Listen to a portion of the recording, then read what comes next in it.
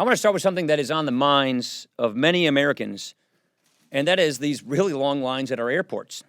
Like many people, the people I represent spend far more time at places like O'Hare than they would like to, and this is unacceptable. Yesterday, the Homeland Security Committee held a hearing with the TSA administrator. That was a chance to get some answers for the public and to better figure out how we can be better prepared.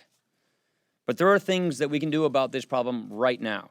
For example, the House just passed a bill authored by Representative John Katko of New York that would expand the use of TSA PreCheck. PreCheck lanes process twice the number of passengers at regular screening lanes. This also enhances security because we're pushing more known and trusted passengers through these lanes. So we have passed this PreCheck bill in the House, and I hope that the Senate will act soon, especially ahead of the busy summer travel. Okay, I want to talk about the vote we just had on the Energy and Water Appropriations Bill. When I became Speaker, one of the commitments I made to our members and to the American people was to open up this process. That means having more members contribute. It means more amendments from both sides of the aisle. It means fewer predetermined outcomes, and yes, more unpredictability. Early on, I stood up here, you remember this, as one of my first press conferences, and said that some bills might fail because we're not going to tightly control the process and predetermine the outcome of everything around here. Well, that's what happened here today. It's unfortunate because this is a very good bill. It improves our energy infrastructure. It enhances our national security. It uses the power of the purse to stop harmful regulations. But what we learned today is that the Democrats were not looking to advance an issue, but to sabotage the appropriations process. The mere fact that they passed their amendment, then voted against the bill containing their amendment, proves this point. That said, we remain dedicated to working on this bill and on all of our appropriation bills. In fact, we just moved to go to conference committee on military construction and Veterans Affairs funding, as well as resources to fight the Zika outbreak. So we are not slowing down here. We will talk to our members about how best to move forward to maintain a functioning and workable appropriations process. And we will continue with an appropriations process. We will use the power of the purse to protect taxpayer dollars. And we will use the power of the purse to hold this administration accountable. This work is just far too important for these dilatory tactics. Speaker, Veronica Clarity of Fox 5. I'd like to ask you about an act passed yesterday regarding the D.C. appropriations process and the need for congressional approval. I'm just curious, is this really about the Constitution, or is it also, or more importantly, about abortion funding? It's about the Constitution. Yeah. Speaker Ryan, I wondered how the phone call went with Mr. Trump last night. We heard good from your team. Anything more you can?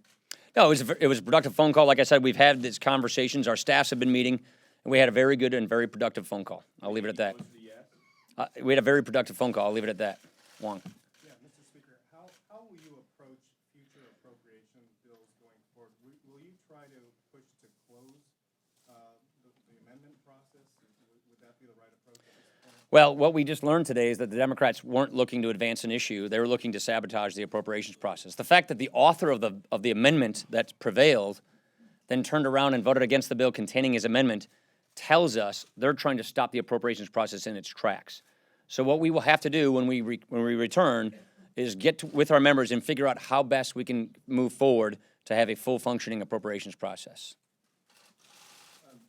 So this is the second time around the block with this issue. Of course, it happened a few days ago. And yesterday when you met with some of us, you said that the first time this happened, it was because of confusion, 2-minute votes, a little bit of chaos. People thought it was a bathroom issue. Is that, the evidence now suggests that that's not true, that maybe the... No, at the time, during Milcon, there was a lot of confusion. Now that the same amendment came, people understood what it was. And like I said, we brought this up. We let the place work its will, and we let Congress work its will. And then the people who brought this amendment forward voted against the bill containing their amendment, which tells us this was about sabotaging appropriations. Now that Republicans know what it is, even more of them voted for it. The 43 Republicans. Like I said, people didn't know what was happening then. They had a much more clear understanding of what it is now. But just remember, the authors of the bill voted against the bill containing their amendment that had prevailed. This was about sabotaging appropriations. Manu. Now that Mr. Trump has clinched the nomination with delegates, are you concerned at all about how it looks to have the Speaker of the House not formally getting behind what I'm most concerned about is making sure that we actually have real party unity, not pretend party unity. Real party unity, because we need to win this election in the fall. There's just too much at stake. The Supreme Court, on and on and on I could go. The point is, I want real party unity, and that's what I'm most concerned about. Is it really fair for you to blame Democrats when Republicans had a number of what Democrats would say are poison pill riders? You guys put things, trying to kill the Iran nuclear deal, sanctuary cities, there's a Whittington amendment related to the North Carolina bathroom law. A couple of those voted, well, then why did they pass by voice vote?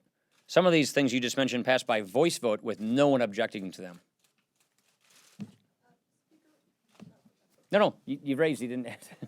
Go ahead, ladies first. Thank you. What is your own view on the Maloney Amendment? Do you support it? I voted for ENDA like a decade ago. My position has not changed. So we've had this law in the books in Wisconsin since, I don't know, 1982, put in by a Republican governor.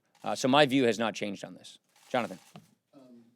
In terms of the future on appropriations, do you still intend to rerun this bill, move other bills, and what happens with the idea of a CR? Well, obviously, we want to pass individual bills. We think that's the best interest of just the institution of Congress, of exercising the power of the purse. When we come back, we will sit down with our members and have a family discussion about how best to proceed so that the appropriations process cannot be sabotaged and derailed. Last question.